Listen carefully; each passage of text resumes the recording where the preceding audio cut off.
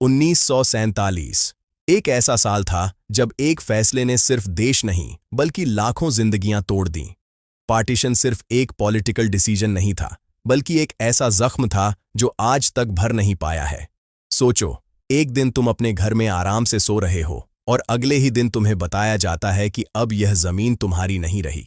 तुम्हारा शहर और तुम्हारा देश दो टुकड़ों में बांट दिया गया है और तुम्हें तुरंत सब कुछ छोड़कर निकलना होगा, वरना जान का खतरा है। अगस्त 1947 में जब आज़ादी की खुशी दुनिया भर में मनाई जा रही थी, तब भारत के कई हिस्सों में सिर्फ चीखें, खून और डर का माहौल था।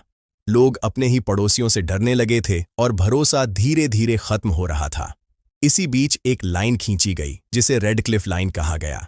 सिर्फ कुछ हफ्तों में बिना ग्राउंड रियलिटी समझे और बिना लोगों की जिंदगी के बारे में सोचे, एक आदमी ने पूरे देश का नक्शा बदल दिया।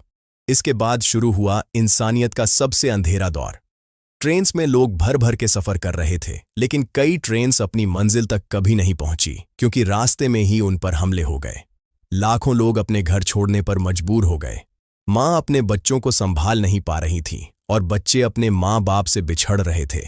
हर तरफ बस एक ही सवाल था कि हमने आखिर क्या गलती की। गांव जल रहे थे और मंदिर और मस्जिद दोनों तोड़ दिए गए। लोगों की पहचान अब सिर्फ उनके धर्म से होने लगी थी और जो कल तक दोस्त थे, आज एक दूसरे के दुश्मन बन चुके थे। कुछ लोग अपनी जान बचाने के लिए भाग रहे थे और कुछ लोग दूसरों की जान लेने के लिए पीछे पड़े थे। ये सिर्फ दंगे नहीं थे, बल्कि एक ऐसी आग थी जो इंसानियत को ही जला रही थी। सबसे दर्दनाक बात यह थी कि दुनिया यह सब देख रही थी, लेकिन कोई इसे रोक नहीं रहा था।